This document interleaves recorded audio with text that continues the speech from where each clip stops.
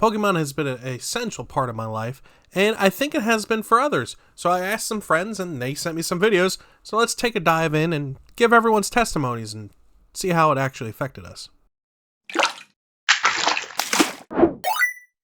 Pokemon has been in my life as far as I can remember, from playing it on the road trips with my Game Boy Advance, looking down and playing by the streetlights, to even playing on stream now with Pokemon Scarlet and Violet. It has affected me in a positive light, has let me meet a lot of people, has done a lot of things for me. And I'm not the only one. So I just want to take a quick second to explain my story, and then we're going to see my friends. For me, I have been able to meet a lot of cool people. I have had a lot of stories. I have a lot of good memories with it.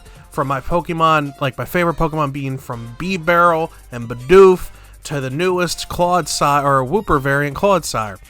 I have a lot of stories from Pokemon D&D to going out and collecting video games, for specifically Pokemon ones.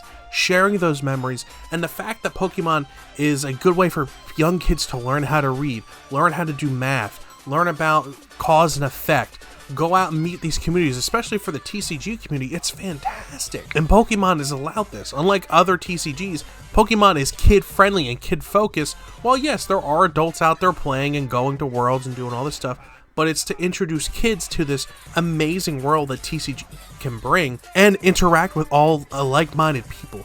It is such a good fandom, and I've had a lot of good times, and I'm not the only one. Here's some examples from my friends. Hello, I am DeltaLegionAir, and I've been asked to share a little bit of how Pokemon has impacted my life. I believe it first started way back when I was a wee little toaster. Pokemon Yellow on the Game Boy. From there, it evolved from the TCG, getting my first holographic Charizard. Playing all the spin-off games, countless hours, just playing Pokemon Stadium over and over again. Mystery Dungeon, collecting all the Pokemon for the little habitats. And even now, Pokemon Scarlet and Violet from time to time. And if you're gonna ask on how it still impacts me, well, first off, my name stems from the Pokemon species, a Delta, from the TCG. And of course, who could forget that Pokemon Emerald is my favorite comfort game, playing it here and there time to time off stream. In fact, I believe it's a little bit of a curse, as my younger siblings are now into Pokemon, and honestly, it makes me so happy to be able to share my Pokédex with them. Anyways, thank you so much for having me, and I'll catch you all later. Hey guys, Angry Monkey here. Schmmo reached out to me to spend the next few minutes talking about Pokemon.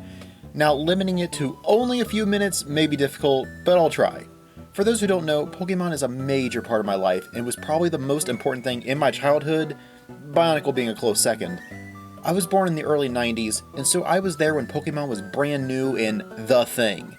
Kids in 1st and 2nd grade, that's all they would talk about was Pokemon, and obviously I wanted to be included. But if it was all just about being in, I probably would have phased out around the same time that everybody else did that I went to school with. But there was something magical here.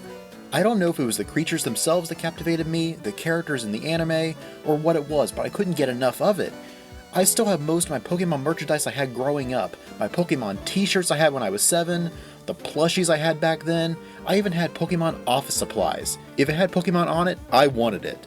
I remember my obsession started when my dad brought home a little Pikachu keychain, and then from there I looked in the toy aisle every time we went in a store to see what new Pokemon toys they had.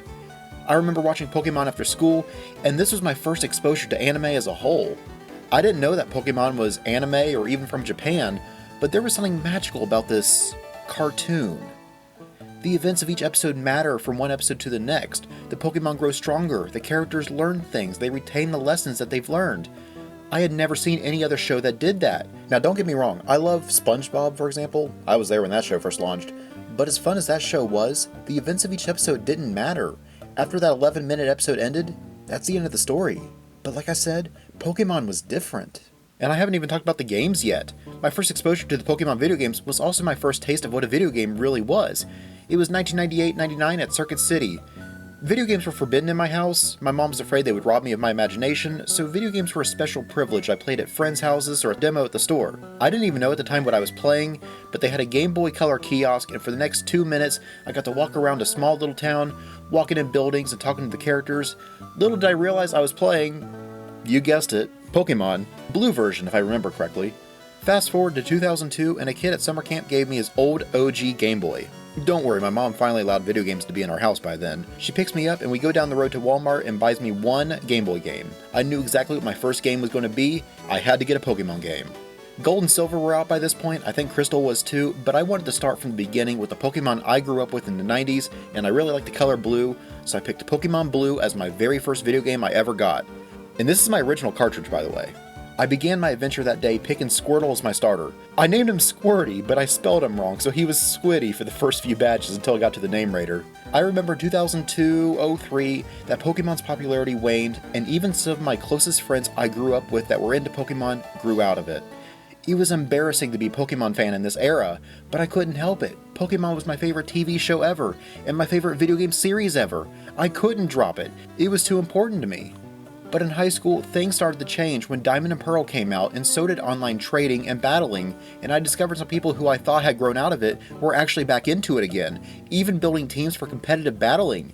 And thanks to that little revival in 2007, I started to feel a bit more comfortable again sharing my love of the series with other fellow fans. Then we moved to today, and Pokemon is almost as popular it was now as it was in 1999, and thanks to the internet, I was able to talk to Pokemon fans all around the world, and some I talk to pretty regularly, like Joe for example. And I'm still just as active in the Pokemon community now as I was back then, keeping up to date on all the announcements, including the newly announced Legend ZA game, which by the way, I'm super excited about that. Pokemon will probably be an important part of my life for the rest of my life. I mean, it has been a part of my life for the last 25 years or so, and I don't see that slowing down anytime soon. And I know I went way longer than the 2 or 3 minutes allotted for me, but Joe can give me an hour, and that still wouldn't be enough time to share on how much of an impact Pokemon has had on my life. In fact, on my channel, Angry Monkey Games, I made an hour and 31-minute video talking about Pokemon, and I only covered the era of 1998 to 2002, and not only did it take me that long to cover 4 years, I still left some things out that I forgot to include. But I'll stop talking here and bring it back to Joe. Thanks for watching, and thank you, Joe, for giving me the floor for a few minutes. Hello everyone, my name is Regilis, an exiled princess hosting a male soul. Currently, I'm stuck in my command center for a couple of months, so I can finally showcase myself truly to my soldiers. To put it simply, I've been on hiatus for a good few months because college and earning money. That is hopefully coming to an end soon, but that's not today's subject. Pokemon has been an influential part of my life for as long as I can remember. I started up playing Pokemon Diamond way back when I was like 10, and Pokemon Soul Silver right afterward. I immediately got invested, and I specifically remember I had a level 100 Feraligatr with only HM moods, and I used the Pokemon League as fodder to level everyone else up. It was quite the experience, to say the very least. Afterward, I kept playing more of the Pokemon DS and 3DS games, and chose the version that best suited my interests, like X, White 2, etc. Once it moved to the Switch, I soon fell out of Pokemon and focused on other games. In recent days, now that I have a Switch of my own, I can enjoy the Pokemon games that I want to play now, like Pokemon Legends Arceus. Pokemon is something that can easily be consumed, and something that a person could hold a lot of fond memories over as a result of this. I could definitely attest to that firsthand. Also, if you're wondering why I'm using a Sparkle VTuber, mods, kill them.